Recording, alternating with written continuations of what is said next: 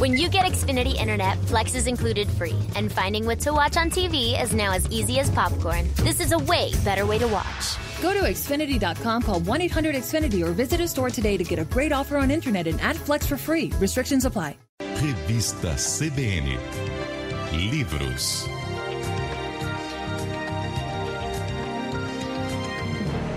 Menos Marx, mais Mises, o liberalismo e a nova direita no Brasil. Eu converso agora com a cientista política Camila Rocha. Ela é escritora também, acaba de lançar esse livro pela editora Todavia. E a Camila vai contar um pouquinho para a gente como é que foi essa pesquisa. Na verdade, foi a tese dela que foi defendida em 2019, inclusive uma tese que ganhou o prêmio Destaque USP 2020. E aí ela transforma essa tese, Menos Marx, mais Mises, em um livro muito interessante sobre a direita no Brasil, a nova direita no Brasil e como ela vai tomando força, é semelhante, o bolsonarismo faz parte dela. A gente vai entender sobre tudo isso agora. A Camila Rocha está aqui com a gente. Camila, boa tarde. Boa tarde, Pétria. Um prazer. Nem me fala, um prazer grande estar aqui com você. Muito legal teu livro para o entendimento do nosso país, da consciência política. E hoje a gente fala sobre direita aqui no Revista CBN. Primeiro, me conta um pouco como é que surgiu o teu desejo de, como cientista política, investigar o movimento da direita aqui no nosso país, Camila. Olha, foram duas razões, Pétria. Primeira, porque na época, né, eu fiz um curso sobre partidos e eram raras as referências a partidos de direita, trabalhos, né, sobre partidos de direita, dava para contar nas mãos, nos dedos das mãos, e por outro lado tinha milhares sobre esquerda, né, sobre assim, trabalhos contemporâneos. E por outro lado também, na época, vários presidentes de esquerda tinham sido eleitos em vários países da América Latina, e eu também pensei falei, bom, isso não vai durar tanto tempo assim, logo vai ter algum tipo de reação, né, a direita vai se organizar, claro que eu não imaginei que fosse ser como aconteceu aqui no Brasil. Mas foram esses dois motivos que me levaram a querer pesquisar a direita nos dias de hoje. E você conta um pouco da história da direita no Brasil. Queria que você remontasse para a gente, porque você se atém a um modelo de uma nova direita. Por que você chama de nova direita no Brasil? Que é uma direita que cresce principalmente com a possibilidade de reuniões virtuais, com as redes sociais, é isso, Camila? Exatamente, Pétria. Eu acho que, antes de mais nada, é importante deixar bem claro aqui que o que eu chamo de nova direita é diferente do fenômeno do bolsonarismo, porque o que eu chamo de nova direita, ela surgiu muito antes do bolsonarismo, ela surgiu ainda durante o primeiro governo do Lula, ali mais ou menos entre 2005 e 2006, né, principalmente se valendo, né, das redes sociais, de fóruns na internet, mas não só.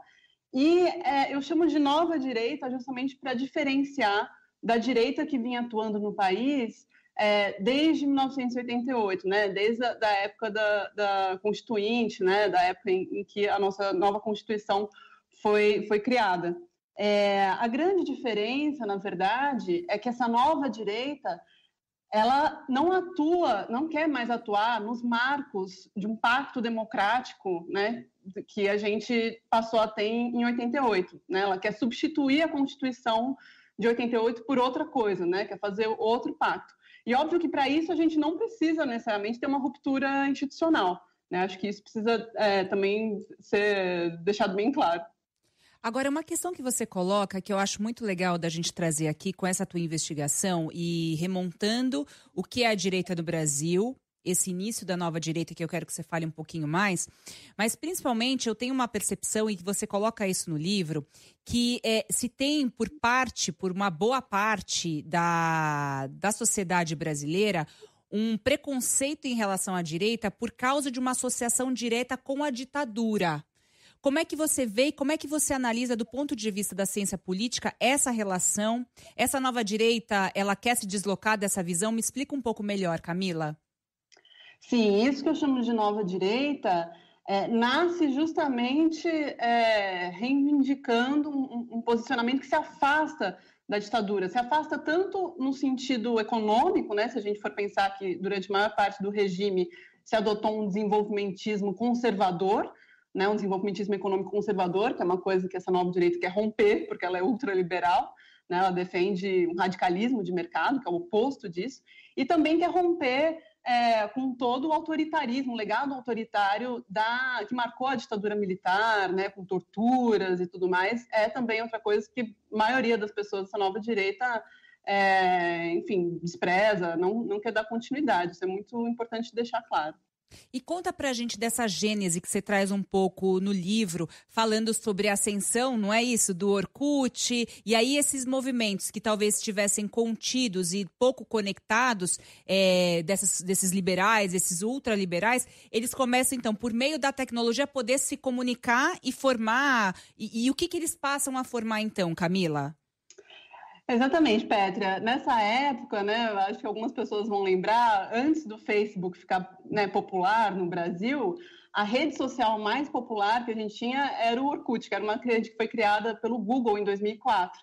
E justamente, né, nessa época, 2005, 2006, que foi a época, né, que a gente teve o escândalo do Mensalão, que afetou, né, as lideranças do PT no governo, essa nova direita, ela teve muita dificuldade de protestar na rua, de se organizar na rua, então ela foi muito para essa rede social que existia na época, para os fóruns da internet que existiam na época, e ali começaram a se formar vários grupos de discussão, várias comunidades, e que conectavam pessoas no Brasil inteiro. Então, a partir desses grupos, foram sendo criadas novas organizações civis, movimentos sociais, né? As pessoas foram grupos de estudo, chapas para disputar centros acadêmicos. Então, se criou todo um movimento ali. Agora, me explica melhor o que é o perfil dessa nova direita. Muito se falava, né, quando o Bolsonaro foi eleito, que era... Como que era?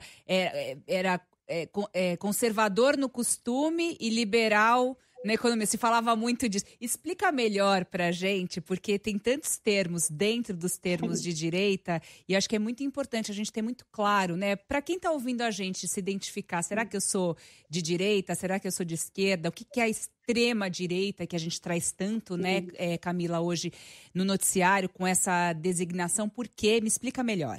Sim.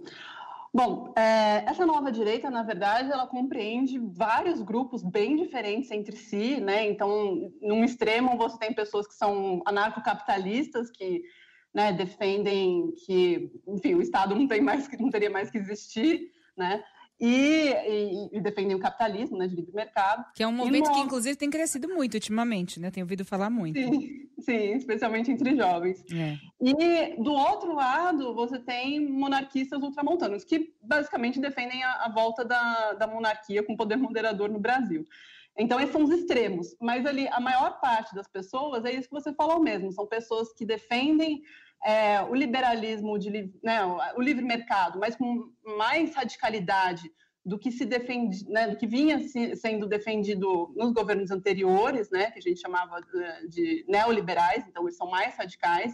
Então eles defendem a privatização, né, irrestrita no limite de estatais e tudo mais, e mesmo de outros bens que os neoliberais não pensavam em privatizar antes, e são conservadores no que diz respeito aos costumes, à manutenção da ordem. Agora, é importante deixar claro que, né, isso que você falou, extrema direita visa uma ruptura radical com o regime instituído, né, no caso, com o regime democrático no Brasil.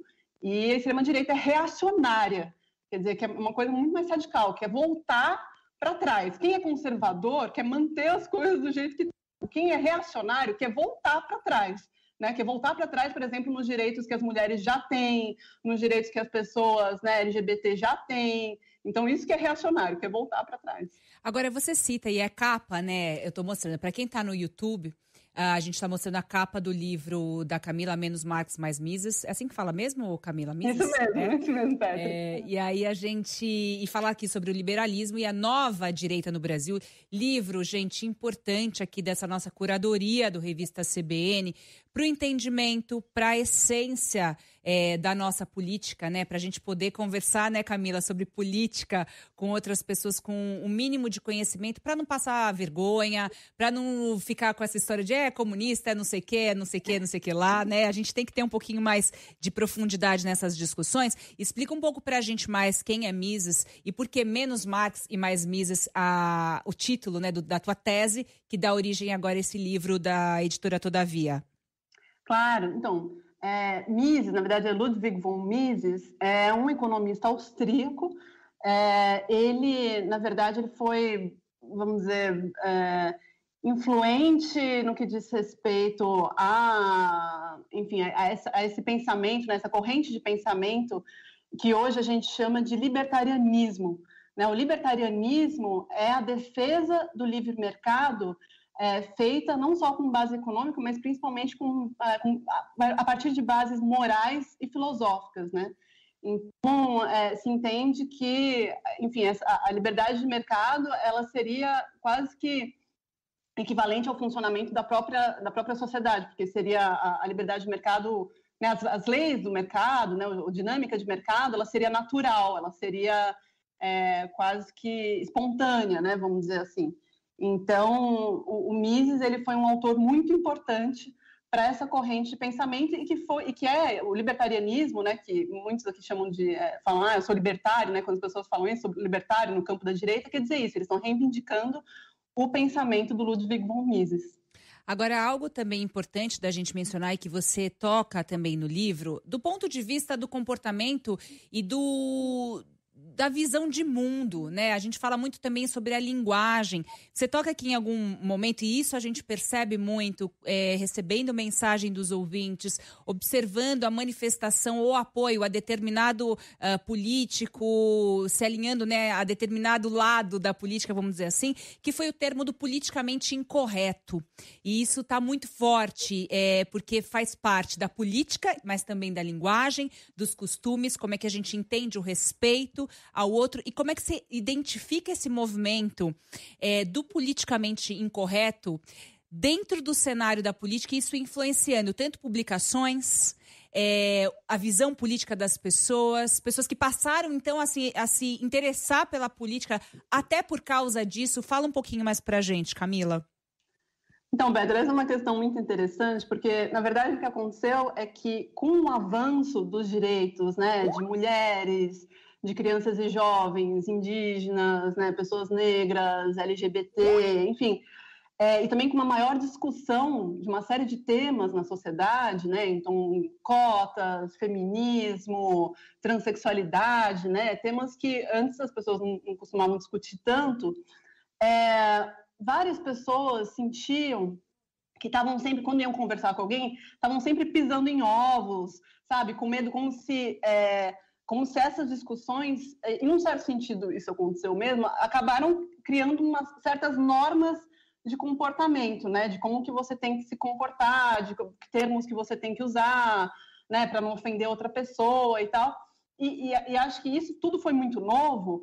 E então muitas pessoas, né, não sabiam muito como se comportar, como lidar, e outras, inclusive, se sentiram, enfim, excluídas, ofendidas, né? Tinha muita gente que também, às vezes, pensava assim, mas então eu não posso mais fazer piada, né? Eu não tenho direito, não tenho minha liberdade, né, de falar o que eu quero, o que eu penso, né? Essas pessoas vão acabar com a minha liberdade de expressão. Então, o politicamente incorreto, né, veio muito em função disso, né, dessa dificuldade de diálogo, né, com esses avanços que ocorreram. Muitas pessoas preferiram optar por, enfim, usar do politicamente incorreto para se posicionar assim de uma forma, olha, eu quero ter, né, reivindicar a minha liberdade de expressão. Às vezes de forma mais acertada e às vezes, né, enfim, de forma preconceituosa mesmo, agressiva e ofensiva.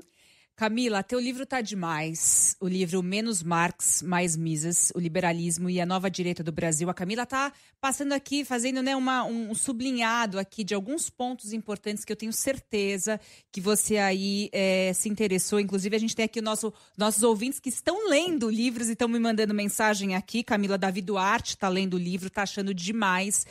Acho que é um estudo muito importante para a gente entender os lados. Eu quero só te fazer uma última pergunta. que levaria talvez 3 horas para você responder. A gente tem mais 2 minutos até o Repórter CBN. Mas hoje um valor que a gente fala muito é a questão da democracia.